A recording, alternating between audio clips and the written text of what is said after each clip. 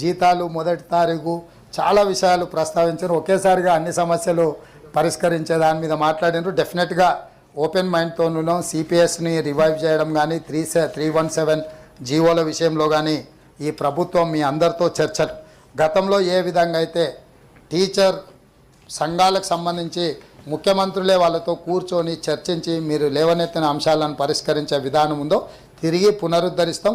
ఎమ్మెల్సీలతో పాటు టీచర్ల సంఘాల వాళ్ళు చాలామంది ఉన్నారు. ఆ విషయాలన్నిటి కూడా వాళ్ళతో ప్రత్యేకంగా సమావేశం ఏర్పాటు చేస్తాం.